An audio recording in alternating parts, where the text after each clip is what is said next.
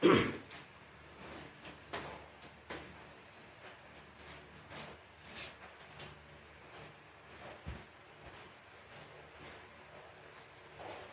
we have been discussing the qualitative analysis and the application of a solubility product and a common ion effect in the intergroup separation of cations.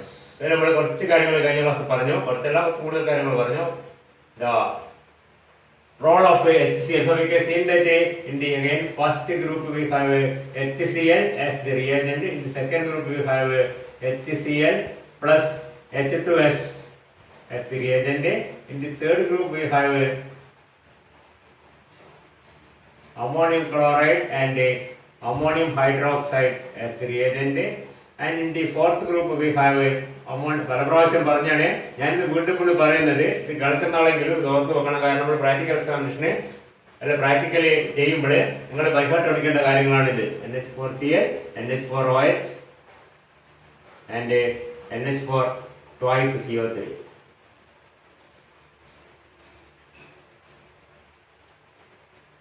Sorry, hydrogen sulfide. ഇത് fourth ഗ്രൂപ്പാണ് plus hydrogen sulphide.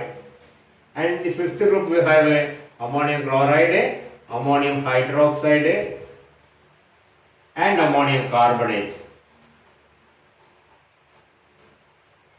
And in the last group we have sixth group we have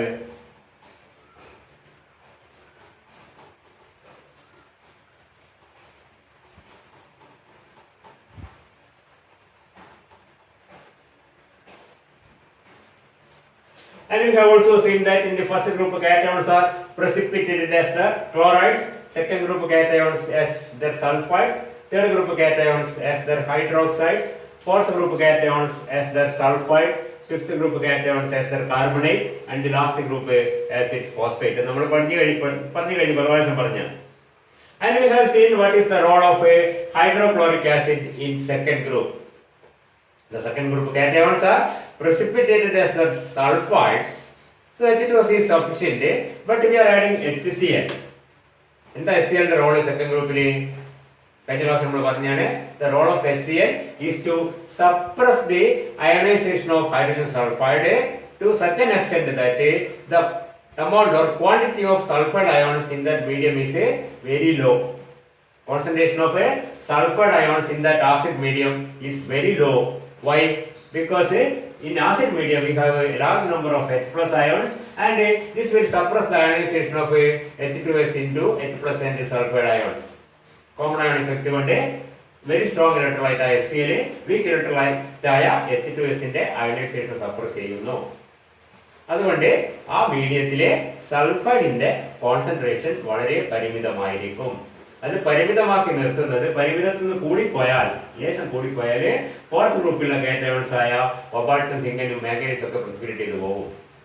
കാരണം ഇതിന്റെ വ്യത്യാസം എന്താണ്? ഇതിന്റെ solubility product വളരെ കുറവും ഇത് കമ്പാരിറ്റീവ്ലി കൂടുതലുമാണ്.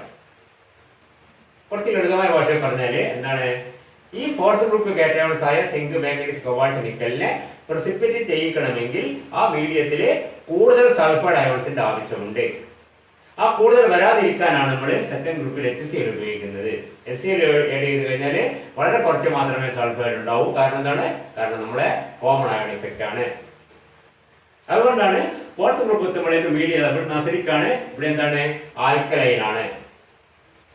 അസിഡിക് മീഡിയത്തിൽ H+ന്റെ കോൺസെൻട്രേഷൻ കുറഞ്ഞിരിക്കുന്നത് പോലെ തന്നെ കൂടിയിരിക്കുന്നത് പോലെ തന്നെ ആൽക്കലൈൻ മീഡിയത്തിൽ അത് കുറഞ്ഞിരിക്കും. കുറഞ്ഞിരുന്നാൽ എന്ത് നടക്കും? H2Sന്റെ അയണൈസേഷൻ വളരെ കൂടുതൽ നടക്കുകയും സൾഫൈഡ് കൂടുതൽ ഉണ്ടാവുകയും ഫോർത്ത് ഗ്രൂപ്പ് കാറ്റയോൺസ് പ്രസിപ്പിറ്റേറ്റഡ് ആവുകയും ചെയ്യും. ഇതാണ് എന്റെ പോയിന്റ്. It's clear? നമ്മൾ ഇംഗ്ലീഷിലേക്ക് മലയാളത്തിലൊക്കെ പറയാം, ഇംഗ്ലീഷിലേക്ക് ആകെ രണ്ടാമത് സെന്റൻസേ വേണ്ടൂ. ആദ്യത്തെ point, the solubility product of the sulfides of second group is very small compared to the solubility product of the sulfides of the fourth group. അപ്പോൾ നമ്മുടെ മനസ്സിൽ അന്നേരം വേണം സെക്കൻഡ് ഗ്രൂപ്പിൽ ആരാ, കോപ്പർ, ബിസ്മത്ത്, കാഡ്മിയം, അതിന്റെ സൾഫൈഡിന്റെ സോലിബിലിറ്റി പ്രോഡക്റ്റ് വേറൊരു പക്ഷേ പറഞ്ഞതിന്റെ സോലിബിലിറ്റി തന്നെ എന്താണ്, വളരെ കുറവാണ് compared to the sulphides of the fourth group cations, zinc sulfide, manganese sulfide, cobalt sulfide, nickel sulfide. These sulfides have a comparatively high solubility and comparatively high solubility product. അങ്ങനെയുള്ള സാധനത്തെ നമുക്ക് precipitate ചെയ്യണമെങ്കിൽ കൂടുതലായിട്ടുള്ള sulphide ions വേണം, ഇവിടെ കൂടുതൽ വേണ്ട. ആ വ്യത്യാസം നമ്മൾ ഉപയോഗപ്പെടുന്നത്. അപ്പോൾ കൂടുതലാവാതിരിക്കാൻ നമ്മൾ എന്ത് ചെയ്യുന്നു, സെക്കൻഡ് ഗ്രൂപ്പിന് ഇതാ. അപ്പൊ എന്ത് പറയണം, ദ സോളിബിലിറ്റി പ്രൊഡക്റ്റ്, ഇവിടെ മലയാളത്തിൽ പറഞ്ഞത് the solubility product of the sulphides, solidity product of second group cations അല്ല കേട്ടോ, solidity product of the sulfides of second group cations is very small compared to that of the fourth group sulfides of the fourth group cations. So in order to precipitate a second group cations, a very small concentration of sulfide ions is sufficient, and if the sulfide ion concentration increases, a fourth group cations also will get precipitated. So in order to control the concentration of sulfide ions, we add a HCl in the second group, so that HCl by common ion effect reduces the ionization of H2S to a very small extent, which produces only small quantity of free sulfide ions, which is sufficient for precipitating second group cations, and it is highly insufficient for precipitating fourth group cations. So only copper, bismuth, cadmium, etc. will be precipitated in second group, and never say cobalt or nickel or manganese or zinc, that will not be get precipitated in the second group. നമ്മളെ HCl ആവശ്യത്തിന് add ചെയ്ത് acidic അല്ല എങ്കിൽ ചിലപ്പോൾ H2S കൂടുതൽ add ചെയ്യുകയും ഈ പറഞ്ഞ ഫോർത്ത് ഗ്രൂപ്പിൽപ്പെട്ട കാറ്റയോൺസ് കൂടി precipitate ആവാനുള്ള സാധ്യതയുണ്ട്. അത് ഒഴിവാക്കാനാണ് സെക്കൻഡ് ഗ്രൂപ്പിൽ നമ്മൾ ആസിഡ് മീഡിയത്തിലാണ് H2S പാസ് ചെയ്യുന്നത്, ഫോർത്ത് ഗ്രൂപ്പിൽ നമ്മൾ ആൽക്കലൈൻ മീഡിയത്തിലാണ് H2S പാസ് ചെയ്യുന്നത്. ക്ലിയർ? അതാണ് പലപ്പോഴും പരീക്ഷയ്ക്ക് ചോദിക്കാറുണ്ട്. ഇനി നമ്മൾ അടുത്ത ഗ്രൂപ്പിലേക്ക് വരികയാണെങ്കിൽ തേർഡ് ഗ്രൂപ്പ് കാറ്റയോൺസ് എന്തൊക്കെയായിരുന്നു? അലൂമിനിയം, നമ്മൾ നേരത്തെ അറിയുന്നതാണ്. ക്രോമിയം ഉണ്ട്, ഫെറസ് ഉണ്ട്, ഫെറിക് ഉണ്ട്. ഇതൊക്കെയാണ് തേർഡ് ഗ്രൂപ്പിലുള്ള cations. And the third group cations are precipitated as the metal ആണെങ്കിൽ are precipitated as hydroxides. Aluminium ആണെങ്കിൽ 3 ഉണ്ടാവും, ഫെറസ് ആണെങ്കിൽ 2 ഉണ്ടാവും അല്ലേ? എന്തെങ്കിലും ആട്ടെ, hydroxide, zinc, sorry aluminium AlOH thrice, FeOH thrice, CrOH thrice or FeOH twice. Ferrous, ferric, chromium, ക്രോമിയത്തിന് 3+ ആണ്, അലുമിനിയത്തിന് 3+ ആണ്, മാംഗനീസിനും ഫെറസിന് 2+ ആണ്, ഫെറിക്കിന് 3+ ആണ്. അത് വേറെ point.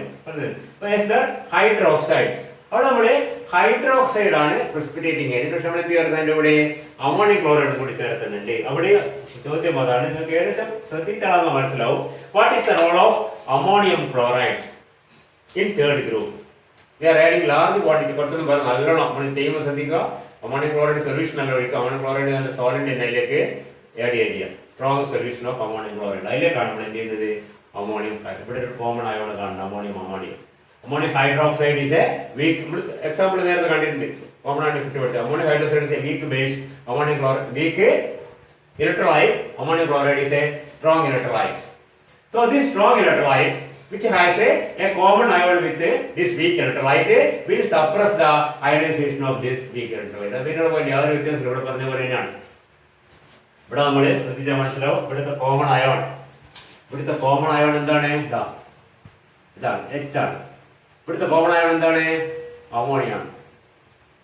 So you can see that this is a weak electrolyte, this is a strong electrolyte. See it? This strong electrolyte and weak electrolyte has a common ion ammonium, so that this strong electrolyte will suppress the ionization of the weak electrolyte ammonium hydroxide, so that the concentration of എന്താണ് OH minus, അതാണല്ലോ precipitate. ഇവിടെ sulphide പോലെ ഇവിടെ hydroxide ആണ് യഥാർത്ഥത്തിൽ precipitate ചെയ്തത്. Ferrous hydroxide, aluminium hydroxide ഒക്കെയാണ് precipitate ആവുന്നത്. ആ ഹൈഡ്രോക്സൈഡിന്റെ കോൺസെൻട്രേഷൻ ഒരു ലോ വാല്യൂവിൽ നിർത്തുകയാണ്. ആരുടെ റോള്? Ammonium ക്ലോറൈഡിന്റെ role. അല്ലെങ്കിൽ എന്ത് സംഭവിക്കും? അടുത്ത ഗ്രൂപ്പ് വരുമ്പോൾ ആരാണത്? മാംഗനീസ്, സിങ്ക്, മനസ്സിലായില്ലേ? Cobalt, nickel. ഇതിൽ സിങ്കും മാംഗനീസും ഒക്കെ ഒരു പരിധി വരെ അതും get precipitated as the hydroxides if the hydroxide concentration is large. ഇത് ഈ പറഞ്ഞ ഫോർത്ത് ഗ്രൂപ്പിൽ സൾഫൈഡ് ആയിട്ട് precipitate ചെയ്തെങ്കിലും അമോണിയം, കാരണം നമുക്ക് അടുത്ത ഗ്രൂപ്പിൽ നമുക്ക് എന്ത് ആഡ് ചെയ്യണം? അമോണിയം ഹൈഡ്രോക്സൈഡ് ആഡ് ചെയ്യേണ്ടി വരും. അതെന്തിനാ ആഡ് ചെയ്യുന്നത്?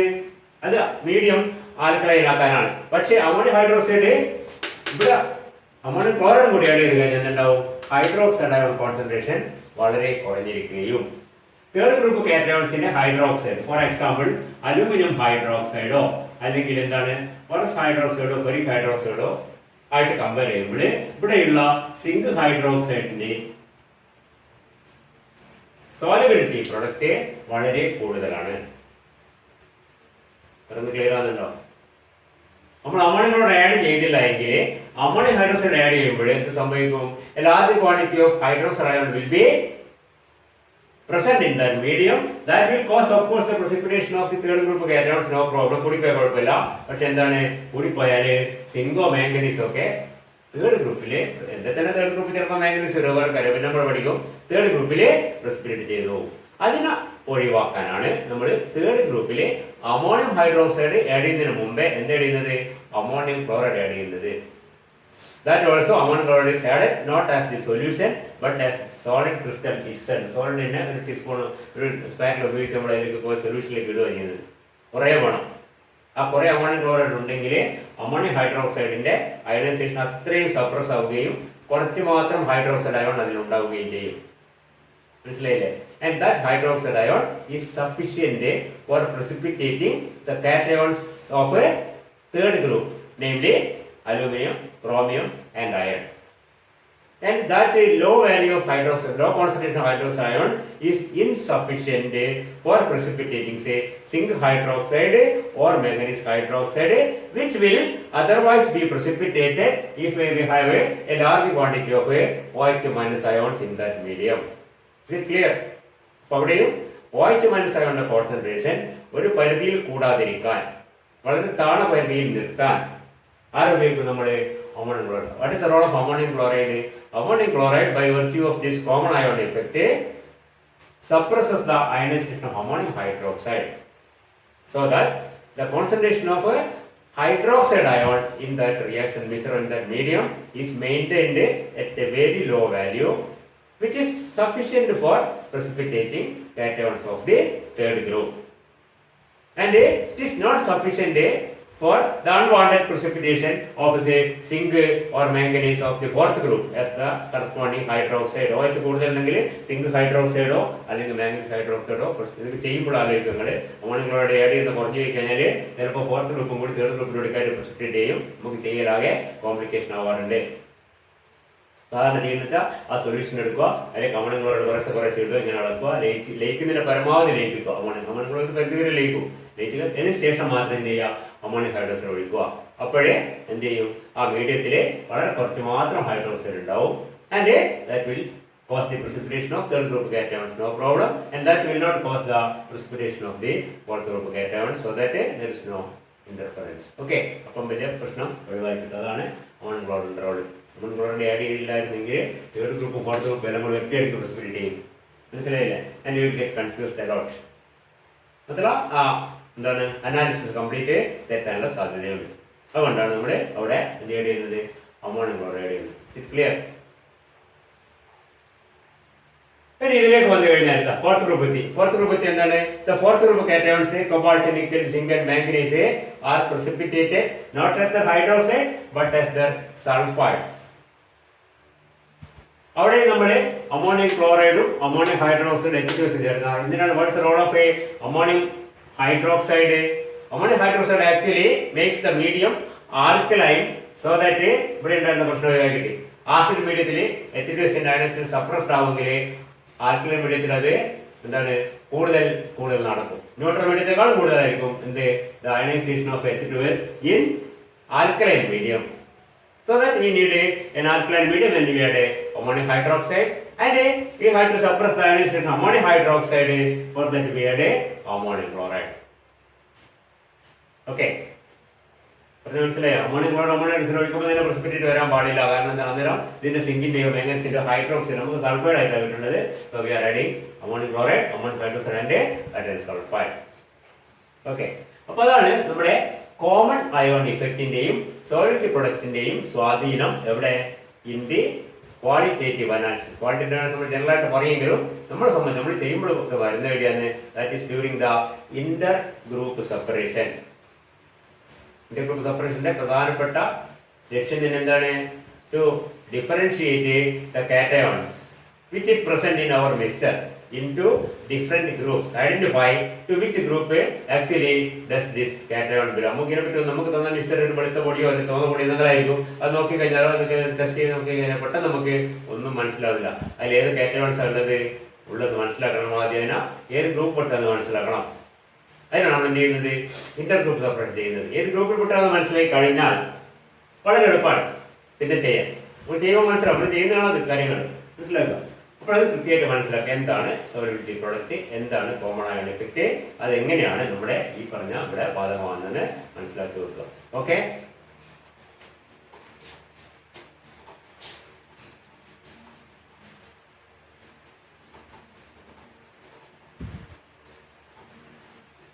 അത് കഴിഞ്ഞാൽ ഇതുമായിട്ട് യാതൊരു ബന്ധമില്ലാത്ത അടുത്ത പോയിന്റ് വരുന്നത് that is the elimination of anions or interfering anions. അത് എന്താണെന്ന് മനസ്സിലാക്കുക.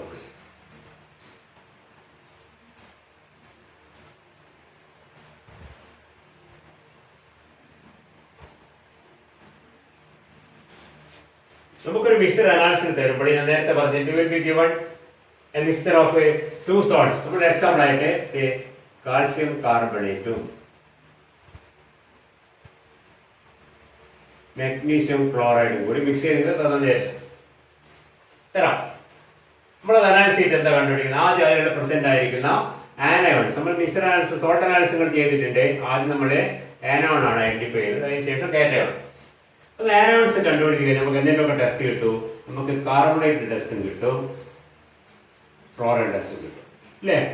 അത് ഐഡന്റിഫിക്കേഷൻ ടെസ്റ്റ് നമുക്ക് ഓർമ്മയുണ്ടോ, കൺഫർമേഷൻ ടെസ്റ്റ് ഒക്കെ ചെയ്തിട്ട് നമ്മൾ റിപ്പോർട്ട് ചെയ്തത് എന്താണ്, the anions present in the given mixture are carbonate and chloride. Anion കണ്ടുപിടിച്ച് കഴിഞ്ഞു നമ്മുടെ മിശ്രണത്തിന്റെ പകുതിയായി. മാർക്ക് വെച്ചിട്ട് നോക്കാം പകുതിയായി, കാരണം പകുതി മാർക്ക് കിട്ടും. പകുതി മാർക്ക് കാറ്റോൺ, പകുതി മാർക്ക് ആനോൺ ആയിരിക്കും സ്വാഭാവികം. ഇനി എന്ത് വേണം, അത് കഴിഞ്ഞ് നമ്മൾ കാറ്റോൺ ചെയ്യുന്നത്. കാറ്റോൺ ചെയ്യുമ്പോൾ ഇതുപോലെ കുറെ ഇന്റർ ഗ്രൂപ്പ് സെപ്പറേഷൻ ഒക്കെ ചെയ്ത് അത് കാൽക്കുലേറ്റ് ചെക്ക് ചെയ്ത് അവസാനം നമുക്ക് അതിന്റെ കാറ്റോൺസ് കിട്ടി. The cations present in the given mixture are calcium and magnesium.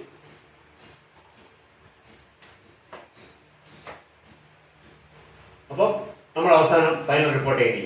The anions present in the given mixture are carbonate and chloride and the cations are calcium and magnesium and the given salt നമ്മൾ നേരത്തെ പറഞ്ഞ പോലെ നമ്മൾ +2 ലെവലിൽ ഒരു ആനയോണും ഒരു cation ആയതുകൊണ്ട് anion is carbonate, cation is say barium, salt is barium carbonate നമുക്ക് പറയാം. ഇവിടെ നമുക്ക് ഇത് നമുക്ക് തന്നിരിക്കുന്നത് കാൽസ്യം ക്ലോറൈഡും മെഗ്നീഷ്യം കാർബണേറ്റും കൂടി ചേർത്താണോ അതല്ല കാൽസ്യം കാർബണേറ്റും മെഗ്നീഷ്യം കൂടി ചേർത്ത് നമുക്ക് പറയാൻ പറ്റാത്തതുകൊണ്ട് നമ്മൾ തന്ന് മിക്സ് ചെയ്യുന്ന രണ്ട് സോൾട്ടിന്റെ പേര് നമുക്ക് പറയാൻ പറ്റില്ല. രണ്ട് പോസിബിലിറ്റി ഉണ്ട്. അതുകൊണ്ട് നമ്മൾ എന്താ പറയാ, അതിലെ രണ്ട് ആനയോൺസ് ഇന്നേതാണെന്ന് പറയാ, നമ്മൾ തന്ന സോൾട്ട് ഇന്നേതാണെന്ന് നമുക്ക് പറയേണ്ട ആവശ്യമില്ല. The given mixture contains two anions, carbonate and chloride, and cations, calcium and magnesium. Thus, അതാണ് ഫൈനൽ റിപ്പോർട്ട്. നമ്മൾ ചെയ്യുമ്പോൾ നമ്മുടെ പ്രശ്നമില്ല. സീനറ്റ് നമ്മൾ +2 കുറെ ആനോൺസ് കണ്ടിട്ടുണ്ട് നിങ്ങൾ. കാർബണേറ്റ്, ക്ലോറൈഡ്, പിന്നെ വേണ്ടത് സൾഫേറ്റ്, നൈട്രേറ്റ് എന്നൊക്കെ കുറച്ച് ആനോൺസ്. അപ്പോൾ നമ്മൾ കുറച്ചുകൂടി കൂടുതലാണ് സ്വാഭാവികമായിട്ടും. ഡിഗ്രി ലെവൽ വരുമ്പോൾ അതിലുള്ള ആനോൺസിന്റെ കാറ്റോൺസിന്റെ എണ്ണം വല്ലാണ്ട് കൂടുന്നുണ്ട്. ഞാൻ നേരത്തെ കാറ്റോൺസിൽ നമ്മൾ ഈ പറഞ്ഞ കൊബാൾട്ടും നിക്കലും അല്ലെങ്കിൽ സ്ട്രോൺഷ്യൂ ആകുമ്പോൾ +2 നമ്മൾ കണ്ടിട്ടില്ല അല്ലേ. ഇപ്പോൾ അതൊക്കെ ഉണ്ട്. അതേപോലെ തന്നെ ഒരുപാട് ആനയോൺസ് നമുക്ക് പുതിയതായിട്ട് വരുന്നുണ്ട്. അത് ചെയ്യുമ്പോൾ നമുക്ക് മനസ്സിലായിക്കോളും. ഫോസ്ഫേറ്റ് മനസ്സിലായില്ലേ, അസെറ്റേറ്റ്, പിന്നെ ഫ്ലൂറൈഡ് നമ്മൾ +2 ഇല്ല ചെയ്തില്ല. ഫ്ലൂറൈഡ് മനസ്സിലായില്ല, ക്രോമേറ്റ്, ആർസനേറ്റ് എന്നൊക്കെ മറ്റേ large number of anions are newly introduced into the syllabus. പ്ലസ്റ്റിനേക്കാളും വലിയ സിലബസ് ആണ് ഡിഗ്രിക്ക്. എന്തെങ്കിലും ആവട്ടെ കൂടുതൽ ആനോൺസ് ചെയ്യാനുണ്ട്. ഇതിൽ ചില ആനോൺസ് ഈ ഗ്രൂപ്പിട്ട ആനോൺസ് ആണ്, ഇന്റർഫിയറിംഗ് ആനോൺസ് ആണ്. എന്താണ് ഇന്റർഫിയറിംഗ് ആനോൺസ് എന്ന് പറഞ്ഞാൽ വാക്ക് തന്നെ മനസ്സിലായിട്ട് ദീസ് ആനോൺസ് ഓഫ് കോഴ്സ് ഞാൻ നേരത്തെ പറഞ്ഞു നമ്മുടെ മിക്സ്ചർ നമ്മൾ കയ്യിൽ കിട്ടിക്കഴിഞ്ഞാല് നമ്മൾ അത് അനലൈസ് ചെയ്യുന്നുണ്ടെങ്കിൽ ആദ്യം കണ്ടുപിടിക്കേണ്ടവരാണ് ആനോൺസ് ആണ്. അതിനുശേഷമാണ് അതാണ് സിസ്റ്റമാറ്റിക് പ്രൊസീജിയർ. ഇത് ചെയ്താൽ ബുദ്ധിമുട്ടാൻ പറ്റില്ല.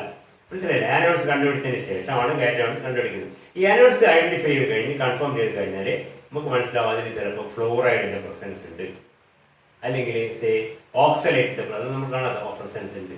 ഈ ഓക്സലേറ്റും ഫ്ലൂറൈഡൊക്കെ ഈ ഗ്രൂപ്പ് പറ്റുകയാണ്. എന്താണ് ഈ ഗ്രൂപ്പിന്റെ പ്രത്യേകത?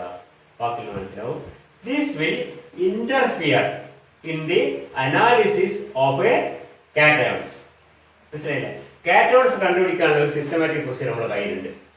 നമ്മുടെ തുടക്കത്തിൽ ഞാൻ നേരത്തെ പറഞ്ഞ പോലെ ഇന്റർ ഗ്രൂപ്പ് സെപ്പറേഷൻ ചെയ്ത് ഓരോ ഗ്രൂപ്പാക്കി തിരിച്ച് അതിനുശേഷം ആ ഗ്രൂപ്പ് നിർത്തി അനാലിസിസ് കണ്ടുപിടിക്കണം. പക്ഷേ ഇന്റർ ഗ്രൂപ്പ് സെപ്പറേറ്റ് ചെയ്യുമ്പോൾ തന്നെ ഈ പറഞ്ഞ ചില ആനോൺസ് ഉണ്ടെങ്കിൽ ആകെ കോംപ്ലിക്കേറ്റഡ് ആവും കാര്യങ്ങൾ. മനസ്സിലായില്ലേ? ആ സിസ്റ്റമാറ്റിക് പ്രൊസീജിയറിനെ അവതാളത്തിലാക്കുന്ന ആനോൺസ് എന്ന് പറയുന്ന പേരാണ് interfering anions. So interfering anions in this sense are those anions which when present in the mixture causes interference in the analysis of a cations.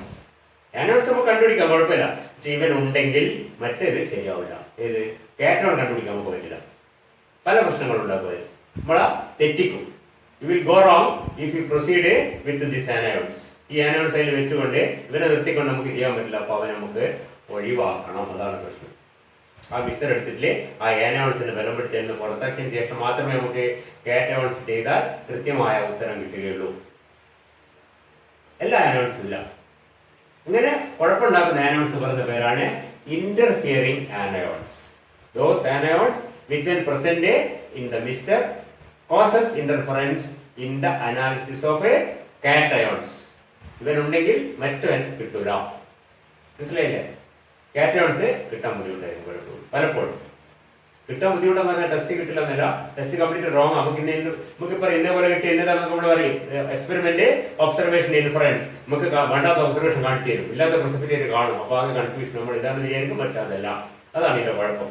Such anions are called മനസ്സിലായി തോന്നുന്നു interfering anions, and you can see that they have a certain anions like a oxalate.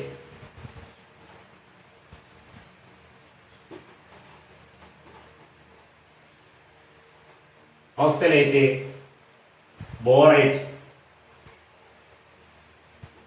fluoride, phosphate,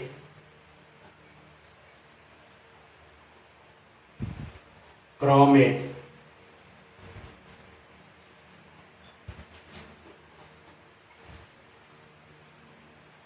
arsenate,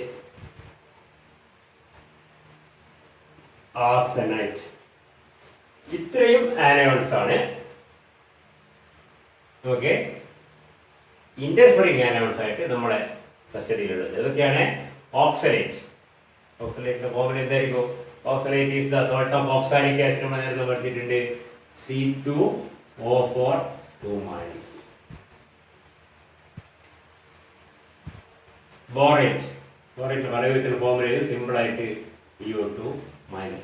fluoride F-, phosphate PO3-, chromate Cr ഇതൊക്കെ ഏതാണെങ്കിൽ കുഴപ്പമില്ല. Fluoride, phosphate calcium ദ്രവം phosphate, chromate CrO4 2-, arsenate AsO4 3-, ആർസനൈറ്റ്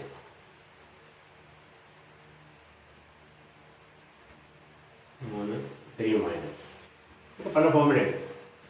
arsenate this arsenate എന്ന് പറഞ്ഞാൽ arsenic 5 ആണ്, ആർസനൈറ്റ് എന്ന് പറഞ്ഞാൽ arsenic 3 ആണ്. നമുക്ക് കുഴപ്പമില്ല, ഇതൊക്കെ അതിന്റെ ഫോമില. ശ്രദ്ധിക്കുക, ഈ പറഞ്ഞ ആനോൺസ് ഒക്കെ ഏത് ഗ്രൂപ്പിട്ട ആനോൺസ് ആണ്? Interfering anions. എന്താണ് അതിന്റെ പ്രത്യേകത? These anions when present in the mixture അതിലുണ്ടെങ്കിൽ that will cause interference in the analysis of cations. In the identification and confirmation of cations, these anions will interfere. നമ്മൾ മിശ്രണങ്ങൾ ചെയ്തിട്ട് അവസാനം നമ്മൾ ചെയ്ത് അവസാനം നേരത്തെ പറഞ്ഞ പോലെ മിശ്രിത അയനോൺ ക്ലോറൈഡും കാർബണേറ്റും ആണെങ്കിൽ ഈ കൂട്ടത്തിൽ വരുന്ന ക്ലോറൈഡും കാർബണേറ്റും ഈ കൂട്ടത്തിൽ ഇല്ല. ഇതിന്റെ അർത്ഥം എന്താണ്? നമ്മുടെ മിശ്രിലെ ഇന്റർഫിയറിംഗ് അയനോൺസ് ഒന്നും ഇല്ല എന്നുള്ളതാണ്. മനസ്സിലായില്ല? അങ്ങനെ ആകുമ്പോൾ ഒരു പ്രശ്നമില്ല. അഥവാ ഇതിൽ ഫോസ്ഫേറ്റോ ഓക്സലേറ്റോ ക്രോമേറ്റോ ഒക്കെ കടന്നു കൂടിയിട്ടുണ്ടെങ്കിൽ എന്ത് വേണം? Those anions are to be eliminated from the mixture before proceeding to the analysis of cations. Anions കണ്ടുപിടിച്ച് cations ചെയ്തതിന്റെ ഇടയ്ക്ക് എന്ത് ചെയ്യണം? നമ്മൾ ഈ anions പ്രസന്റ് ആണെങ്കിൽ നമുക്കറിയാം ഏതൊക്കെ anions ആണ് ഇത് ഇന്റർഫിയർ ചെയ്യാൻ സാധ്യത. അങ്ങനെ സാധ്യത ആനോണിൽ വന്നു നമ്മൾ വന്ന മിശ്രിതം ഫോസ്ഫേറ്റ് ഉണ്ടാവാം, ക്ലോറൈഡ്, ഇതൊക്കെ നമ്മൾ ഡിഗ്രി സിലബസിലാണ്. ഇത് രണ്ടുണ്ടാവാൻ സാധ്യതയില്ല. ഓക്സലേറ്റ് ഉണ്ടാവാം, ക്രോമേറ്റ് ഇതൊക്കെ ഉണ്ടാവാം.